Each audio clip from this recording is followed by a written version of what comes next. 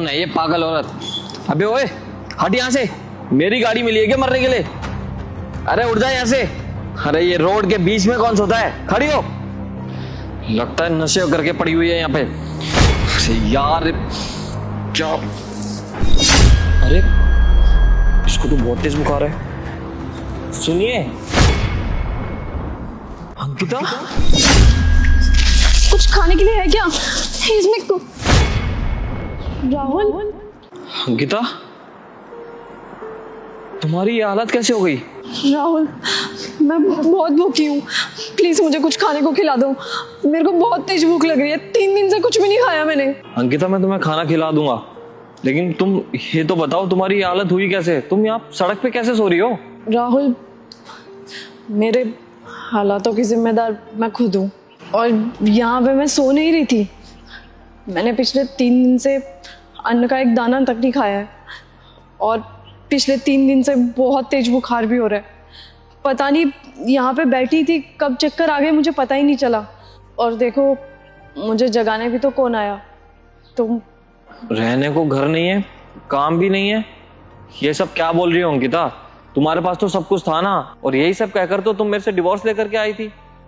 फिर ऐसी क्या सिचुएशन हो गई जो तुम्हें यहाँ पे सड़क पे रहना पड़ रहा है, और तुम भूखी भी हो? सच कहूँ तो काम ज़्यादा होने की वजह से मैं हमेशा चिड़चिड़ी रहती थी, और हमेशा ना चाहते हुए भी गुस्सा तुम पे निकल जाता था। सिर्फ और सिर्फ इसी गुस्से की वजह से मैंने तुमसे डाइवोर्स लिया था।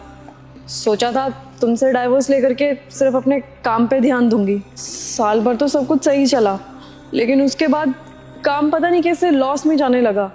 मुझे लगा कुछ महीने की दिक्कत है, लेकिन काम दोबारा ट्रैक पे आ ही नहीं रहा था। और एक दिन तो ऐसी स्थिति हो गई थी कि ना चाहते हुए मेरे को सब कुछ बेचना पड़ा। अंकिता जब वो सब बिका होगा तो उसके पैसे तो होंगे ना तुम्हारे पास? राहुल शायद तुमने सही से कुछ सुना नहीं। मेरा लॉस हुआ था, और लॉस को भरने के लिए मैंने सब कुछ बेच दिया। बेच करके ही मैंने जिन जिन से पैसे उठाए थे उनका सारा का सारा लोन चुकाया। सोचा था दोबारा कुछ ना कुछ काम स्टार्ट करूँगी, इसीलिए मैंने यहीं पास में एक छोटी सी ठेली भी लगाई थी, पर वो भी एमसीडी वालों ने हटा दी। कह रहे थे यहाँ पे इलीगल तरीके से मैं काम कर रही हूँ। बस इसी वजह से मैं सड़क पे आ गई। अंकिता इतनी मुसीबत आ गई थी तुम पर? अरे तो कम से कम मुझे तो बता दिया होता एक बार, या फिर अपने घर ही चले जाती। अपने घर किस मुंह से जाती राहुल? पहले तो माँ बाप से लड़ करके लव मैरिज की तुमसे, तब भी वो खिलाफ थे, लेकिन फिर भी ना चाहते हुए भी तुमसे शादी करवा दी थी। लेकिन 2 साल बाद ही जब तुमसे डाइवोर्स ले लिया तो वो और चिढ़ने लगे मुझसे। मुझे साफ कह दिया कि इस घर के दरवाजे अब तेरे लिए हमेशा हमेशा के लिए बंद है। तो मैं कैसे जाती घर राहुल? अपना कहने को कोई नहीं बचा, बर्बाद हो चुकी हूँ मैं। मुझे तो ये लगता है मुझे मेरे कर्मों की सजा ही मिल रही है, क्योंकि जो मैंने तुम्हारे साथ किया ना, सच में बहुत गलत किया। करियर को चूज करने के चक्कर में मैंने तुम्हें छोड़ दिया। देखो अंकिता, मैं तुम्हें इस हालत में नहीं देख सकता। मैंने तुम्हें पहले भी समझाया था कि कोई भी इंसान अपना बसा बसाया घर कभी नहीं उजाड़ना चाहता, लेकिन तुमने मेरी एक भी बात नहीं सुनी और जिद करके मुझसे डाइवोर्स भी ले लिया।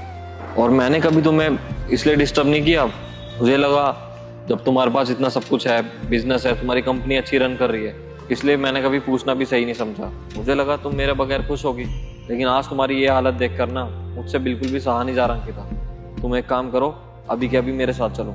कैसी बात कर रहे हो राहुल? डाइवोर्स हो चुका है हमारा, लोग क्या बोलेंगे? मैं उस घर में दोबारा वापस नहीं जा सकती। तो क्या हो गया अंकिता, डाइवोर्स हो गया तो?